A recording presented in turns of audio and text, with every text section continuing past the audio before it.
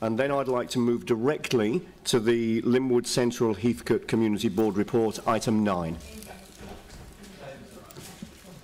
So we'll deal with the Community Board first, and then we'll come immediately back then to the Public Forum, David Lynch. So, Sally, welcome to the table. Thank you very much indeed for being with us. Thank you very much. I've got Jo here with me doing the slides today because she probably is sick, I think. I'm actually just going to take the report as read, and I just want to say a couple of things very quickly. I'd like to say a big thank you to the council for continuing with the temporary liquor ban in Linwood Village. As it's you want to fix? Yeah.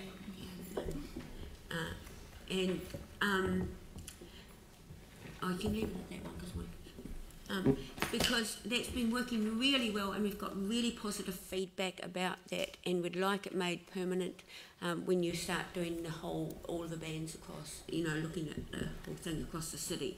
This one up here, this one is just about the kids giving us feedback about the Linwood-Woolston pool, because we went out for consultation as to the site of it, and they're giving us feedback there. They're a really great group of kids. Now, we've had so much consultation on this pool, and we're due to go out again for it, and because they had to split the siting of it with the type of pool or community facility that it actually is.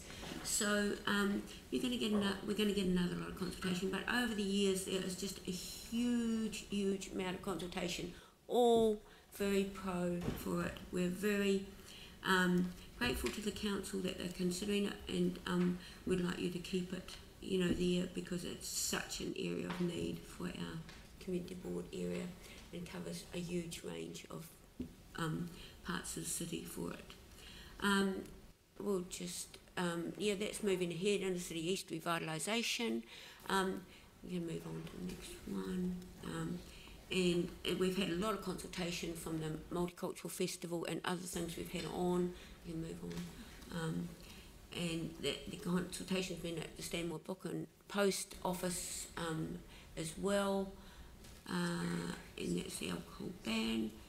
And the tiny village, where that's moving ahead. You can move on.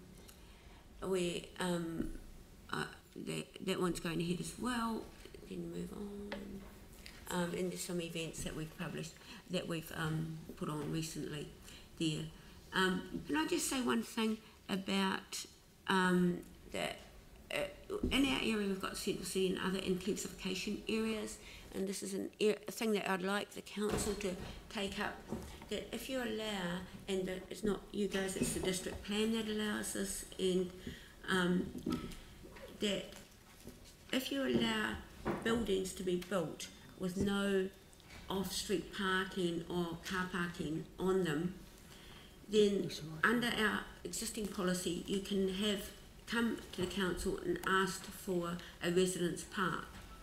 Now, this is happening a lot, and there's several of these buildings now in the process of being built and planned there. So I imagine that you're going to have people coming to the council asking for these residence parks, and where you might have a whole heap of them down one street, because there's a whole heap of units there with no off-street parking. So I'd actually like the council to have a look at their policy and see whether it matches what the district plan is doing, and whether you want to have a look at changing it or not. It depends on how it's panning out there now. All right, thank you very much indeed, Sally, for the report and for the comments. I mean, certainly the Linwood-Woolston pool matter has been well raised through the long-term plan process, and I don't doubt we'll be hearing more about that as we hear more submissions.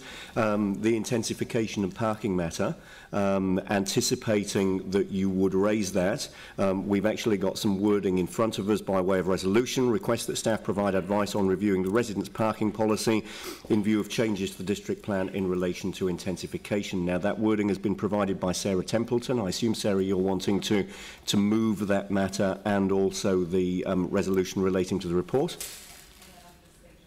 Yep, if I can get a seconder as well, please. Dion, great. And then to you, Sarah, to speak to it.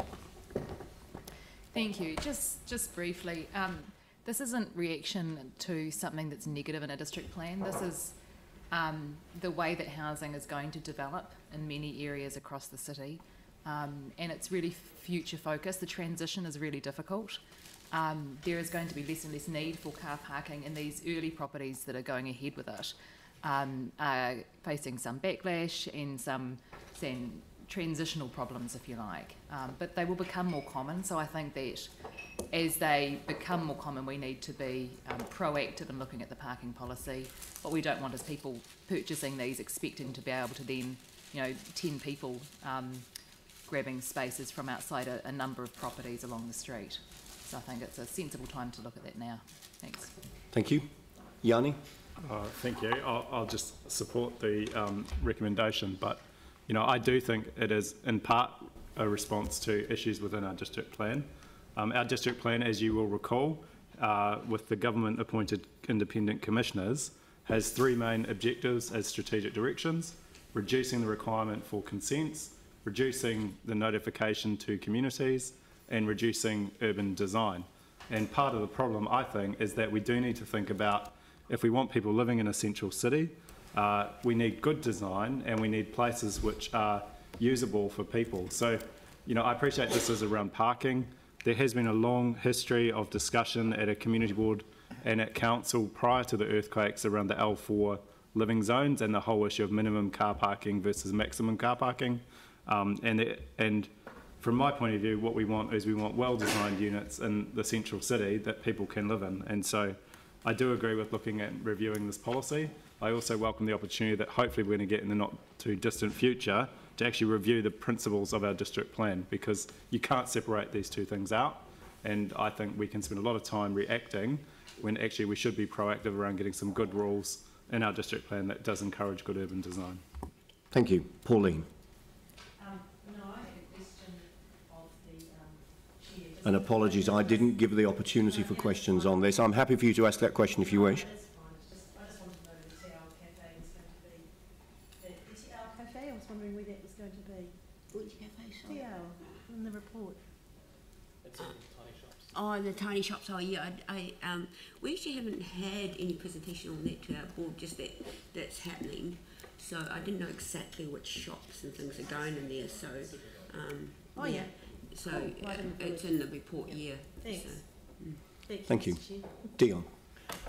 Just on the parking thing, I think we still, I just want to sort of urge a slight caution on when we look at it, because we're still 2,000 people less in the 4AVs living than what was before the earthquake, and I don't want us to be doing things like this as a reactionary kind of thing to a new district plan that will actually discourage investment back into the central city. So there is a very fine balance. We want 20,000 people or so, whatever, to live in the central city. That's 4 times what there is now. So there's a lot of changes that we need to be doing, and we need to be thinking not just on reacting to parking, but actually how do we facilitate these developments, and actually how do we make it economically viable, so if they're going to have car park spaces, or people that are going to need car parks, to actually build them on site and then build up or something along those lines so they can have spaces underneath.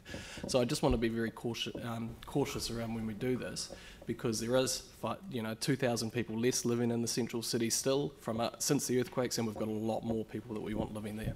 Yeah, I mean, certainly bearing in mind that what we're asking for today is for advice to be provided, you would imagine that a number of the issues that have been raised in this debate this morning would be considered as a part of that advice or the work that would flow from that. Glenn. Thank you. Yes, I think obviously parking is one side of the equation, and the other side's been spoken to already. So we have at least 2 options here. One, getting the full control of our district plan back and making the changes required, or perhaps even using the regen legislation to address some of the intensification provisions. We know that changes were made at the site at the corner of Brougham and Colombo, for instance, to what was originally proposed. And Yanni and others have raised this question over intensification and how it's playing out in our urban designs. So I would fully support. I've heard the option raised of a regen plan for housing, for instance. That's something that we may need to look at. Thank you. So thank you, Sally, for raising this issue, and thanks to those that have moved and seconded this resolution. It's entirely appropriate that we would consider the flow-on effects from having changed the parking requirements in our district plan. And as per my comments to Dion's item that he raised, I'm sure when the advice is provided, that will address or give an opportunity to address a number of the issues that have quite rightly been raised this morning. So I'll put the motion. All those in favour? Against? That's carried. Thank you very much.